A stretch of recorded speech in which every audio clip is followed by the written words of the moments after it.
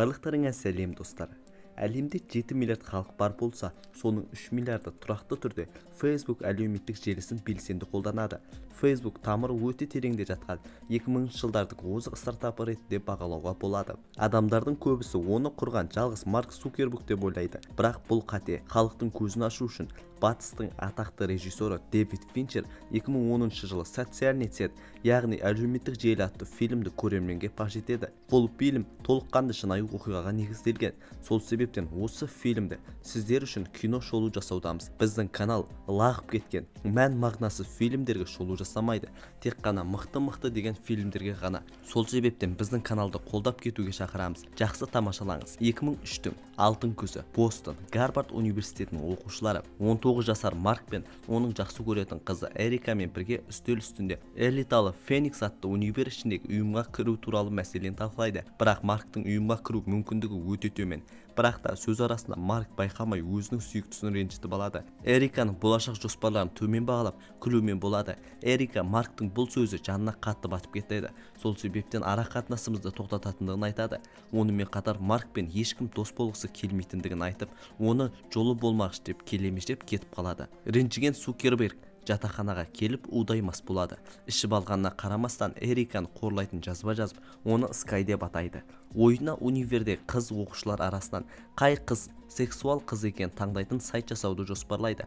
Марк әртүрлі жатақханалардың дерек қорын бұзып, сол жерде қыздардың сурет деректерін ұрлап, жатақханалас досы Эдвардтың программалық кодтарын пайдалана отырып, ең тартымды қызды анықтайтын FaceMatch атты сайтты жасап шығарады. Құрылған сайттың өзі жарыққа шыға сала танымалдыққа ие болады. Түнгі үштің өзінде осы сайтқа 6000 адам кірген. Адамдардың көпшілігінен сервер шамадан тыс жүктемені көтере алмай, барлық универ басшыларын түн ортада оянуына мәжбүр болады. Сағат 6-да төтенше жиналыс өтіп, біздің басты кейіпкер универ басшыларымен 6 айға дейін сынақ мерзімі беріледі. Жобаның танымал болған соншалық, универдегі аристократ егіздердің өзі Кэмерон мен Тайлер және іскер серіктесі Диваның қызығушылығын танытады. Үшеуінің Гарвард студенттері үшін танысу платформасын жасау ойы бар. Яғни Facebooktың идеясын осы үшеуі ойлап тапқан. Бұлар жігітке қызығып, өз жобасын ұсынып, егжей-тегжейлі таныстырады және де бірге әріптестік орнатуға тырысады. Марк ойларымен келіседі. Үшеуі біздің басты кейіпкерге барлық керек жарақпен қамтамасыз етуге келісіп, қаржылай, программалық, тағы да басқа да көмек беруге келіседі. Оның үстіне осы жігіттермен араласу арқылы Феникс ұйымына мүше болуына мүмкіндігі артады. Цукерберг ой үстінде жүріп, бұндай сайтты Гарвард кеңістігінен асырып, барша әлемге қолданысқа енгізу керек. Онда қатысушылар өздері жайлы ақпараттар енгізе алады және фотоларын жүктей алады. Музыка тартып, әлем жаңалықтарын енгізе алады. Осыдан кейін Марк досы Эдвардтан жобаны жүзеге асыру үшін $1000 инвестиция құюға тартып, Facebooktың болашақ компаниясының қаржы директоры ретінде сайлайды.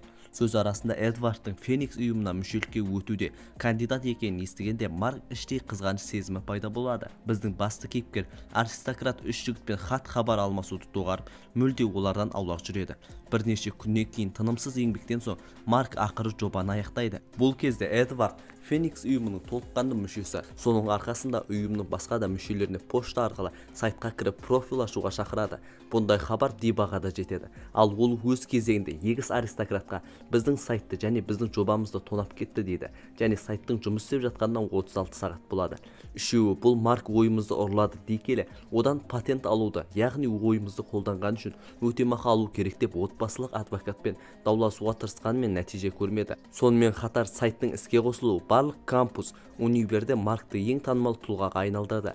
Қаржы директоры ретінде Эдвард енді реклама арқылы монетизация жасауды айтса, біздің басты кейіпкер бұндай жоғарғы стартап кіші деңгейлі реклама алаңы болмайтындығын айтып, үзілді кесілді бас тартады. Марктың поштасына ағайындылардың жобасын ұрлаған жайында тағы бір хат келеді. Гений программист бұны ұрламағанына сендіріп, жай ғана аристократтардың идеясын жобаға айналдырдым деумен болады. Желінің арқасында қыздардың өзі Цукербергпен танысуға ынтызар. Ақыры екі Кристли және Элис атты екі шүйкебаспен танысып, таныстығы әжетханадағы эротикалық сәтке дейін барады. Көп қыз құмарса да жігіттің көңілі Эрика деумен болады. Бір күні Эриканы клубта кездейсоқ кездестіреді. Қасына барғанда қыз үн қатып, Скай жобаңыз мені қатты ренжітті. Жалғыз мен емес, барлық қыз қауымын сиырға тең едіңіз дейді. Жігіттің аузын аштыртпай жерге қояды. Жағдайдың ушыққанын түсініп, жігіт сол арадан тайып тұрады. Гени өз жобасын ақштағы ең мықты универлер Стэнфорд, Колумбия, Бостон, Алисаға дейін кеңейтуді жоспарлайды және бірнеше жігітті өздеріне жұмысқа алады. Ағайындылар да қарап жатпай, ақыры адвокатпен қоқан-лоққа әсер етпегеніне түсініп, бірден Гарвард директоріне шығады. Директор Цукербергке деген тәртіптік шараның мәнісін көрмейтіндігін айтып, Гарвард президенті Ларри Симмонс универ ұсақ-түйек ұрлықпен айналыспайтындығын жеткізді. Эдвард қаржы директор ретінде көптеген компания басшыларымен кездесіп, өз жобаларына инвестиция құюға шақырады. Өз өнімдерін түрлі түрде сипаттап, жобасының потенциалының жоғары екендігін айтады. Кристи жігіттерге керемет кездесу ұсынады. Оларды әйгілі Apple компаниясының App Store программасын құрған Шонмен кездестіреді. Шон өз-өзіне сенімді альфа жігіт. Өз сөздерімен жетістіктерімен Маркты өзіне жақын тартып алады. Ол Facebook рекламасыз ақ миллиард таба алатындығын жеткізіп, болашағы зор екендігін айтады. Марк оны өзінің кумирі ретінде көрсе, Эдвард оған сенбейді. Шон Facebook Z дегеннің орнына жай ғана Facebook деп атауды жөн санайды. Шонмен кездесуден соң өз жобаларын ресми түрде тіркейді. Олар дауласады. Екеуінің жолы екі жаққа кетеді. Марк Калифорнияға ұшуды жоспарласа, Эдвардтың ойы Нью-Йоркта әлеуетті жарнама берушілерге іздестіру.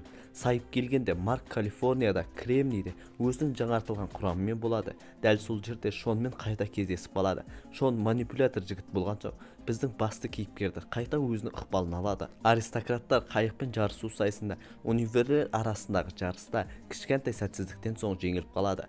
Кешкісін пресс-конференцияда жарыс ұйымдастырушыларының бірі аристократтарға Facebook платформасын сөз арасында қозғап қалады. Бұл жігіттерге ұнамайды. Сайт Америкадан Еуропаға дейін жеткен екен.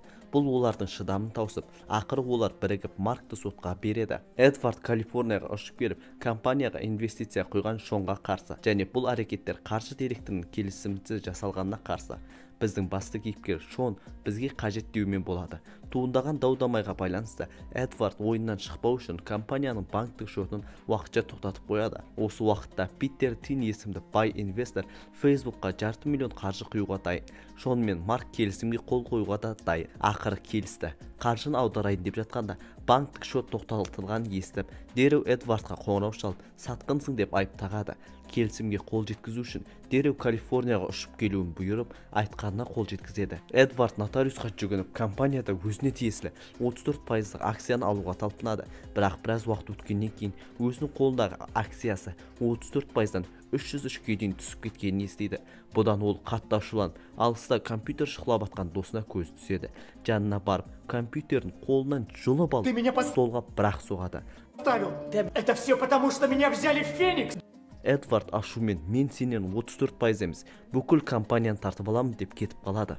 Готовь адвокатов, сволочь, потому что я заберу не 30%, я заберу у тебя всю компанию. Сүйінші жаңалық орын алып, желіні қолданушылар саны миллионнан асады. Жастар осынау жетістігін атап өтпек болып кеш жасайды. Шон болса жанына бір-екі қызды алып, жоғарғы қабатта көңіл көтереді. Сөз арасында әлеуметтік желінің пайдалары жайында айтып береді. Содан кейін қыздарды ессіздік билеп, бір қыз үстелдің үстіне жатып, өз үстіне ұнтақ себеді. Кеш қызып жатқан тұста милиция өкілдері үстінен түседі. Дереу жастарды тіміскілейді. Уайымдаған Шон телефон арқылы Маркке болған жағдайды баяндайды. Қырсық шалғанда олар милиция әлгі есірткі ұнтағымен ұсталған. Ал бұл оқиға бақ көздеріне жетсе, компанияның имиджіне минус ретінде тиеді. Бірақ біздің басты кейіпкерге бәрібір ол демалатындығын айтып қоңырауды қоя салады. Терең ой үстінде Эриканы жігіт жайлы айтқан дұрыс деп ойлап, өз кінәсін мойындайды. Визитканы айналдырып жатып, мен осындамын бастық қаншық деген жазуды көреді. Бұл оқиғалардың барлығы жабық сот отырысында фишка ретінде көрсетілген. Олардың бірінде Эдвард Маркты компаниядан қуып шығару керек десе, аристократтар Маркты идеяны ұрлағанын айтып айыптайды. Бөлмеге кіші адвокат Цукербергке істі қаралатынын айтып, осы болған оқиғаларды тыныш қана жаппаса, алқа билер тарапынан енді өсіп келе жатқан желі жойылып кету мүмкіндігін айтады. Финалда жалғыз қалған Марк қызы Эрикаға Facebook'тан достыққа ұсыныс жасайды. Оқиғаларды жабу үшін Эдвардтан компанияның 34%-ын үлкен сумаға сатып алады және аристократтарға $60 миллион өтемақы беріліп, мәліметтерді құпия ұстауға келіседі. Дәл осылай кинода аяқталады. Қош сау болыңыздар.